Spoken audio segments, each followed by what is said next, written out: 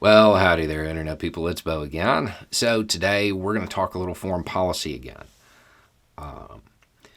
Semi recently, we'd been discussing the developing near peer contest that is emerging between the United States and China. Since then, a lot of people have been asking, how does that end? We can see that it's starting. It's not starting, it has started. So people are wondering what happens next. What is the overall strategy? How do near peer contests tend to resolve themselves? There are two main strategies, two main methods of conclusion, and the easiest way to sum it up is fall in line or fall apart. Under the fall in line strategy, the United States would look to China and try to encourage it to accept second place. That's really what it boils down to. It would use a lot of diplomacy, economic might, soft power to contain China and keep it out of things that are historically U.S. spheres of influence.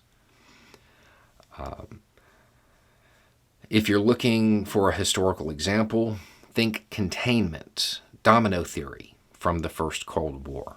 The idea then was to keep the Soviets out of other countries. It's the same thing. They would want to keep Chinese influence out of other countries. The other method, so that's fall in line. Fall apart is when the United States decides, hey, China is not going to accept second place. They're not going to fall into the traditional U.S.-led international order, so we got to break them. And this is where the U.S. takes all of its might, all of its diplomatic power, economic power, soft power, and tries to box China in tightly rather than loosely, and keep it boxed in until internal pressures fracture it. Things going on inside the country lead the regime to fall apart. Think the end of the first Cold War. That's what that looks like. When you listen to foreign policy pundits in the United States, they talk about this. However, something that I've noticed is that they presuppose a U.S. win because the United States has been the dominant power in the world since the end of World War II. They're not, they don't really seem to be entertaining the Chinese response. U.S. foreign policy does not occur in a vacuum.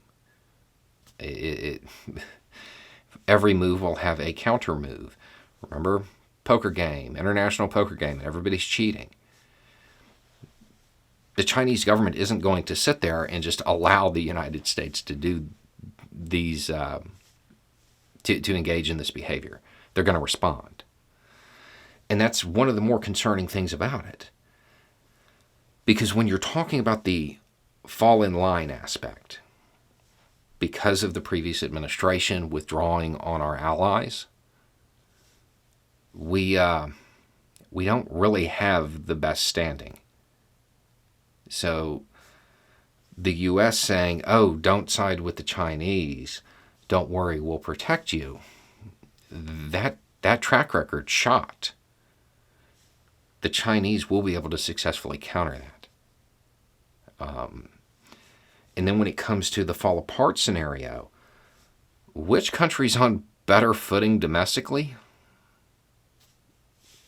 It's not the United States. China doesn't have an opposition party that is questioning the very system of governance. That's not a thing. The Republican Party in the United States is obviously questioning the validity of democracy itself in a lot of ways. But aside from that, if they were to obtain power, at least the America First Trumpism side of things, they want to withdraw. They don't want to be the international leader anymore. They don't want to be on the foreign policy stage. It's America first. in a weird way that, I don't want to say makes them allies, because that makes it sound like there's some kind of collusion, and I have no evidence to suggest that.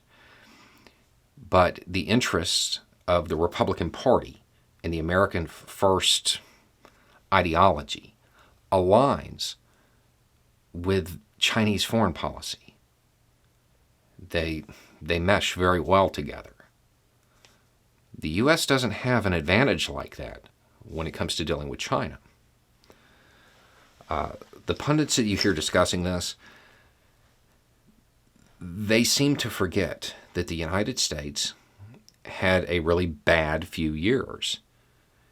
And that bad few years really manifested itself overseas. We sold out a lot of allies. We didn't keep a lot of promises. We pulled out of a lot of treaties. It's going to take a long time to regain the world's trust there. And then when it comes to the fall apart aspect, it's not China who has the internal divisions that can be easily exploited. It's the United States. The idea of presupposing a U.S. win, that's one of those things that could lead to catastrophe. You know, it's easy to make the assumption that we'll win because in near-peer contests, the United States typically does, historically speaking.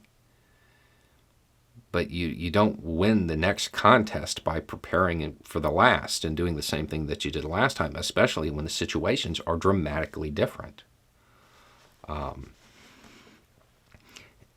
If the United States is smart, it wouldn't have started this, to be honest.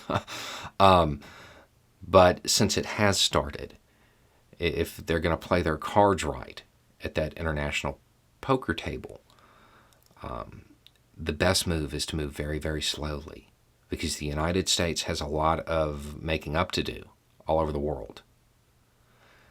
But moving slowly also assumes that the Republican Party won't obtain power anytime soon. Because if the faction of the Republican Party that supports America first, that Trumpist mentality, if it obtains power, especially in the executive branch, the Chinese government is going to have, free reign, because the United States will be pulling back. So, to answer the direct questions, it ends with either fall in line or fall apart. If you're listening to a lot of pundits talking about foreign policy today, just understand that it is very noticeable that almost all of them are assuming before the contest, I hope it doesn't turn into a conflict, before the contest even gets started, they're assuming a U.S. win. And I don't know that there's grounds to make that assumption. Anyway, it's just a thought. Y'all have a good day.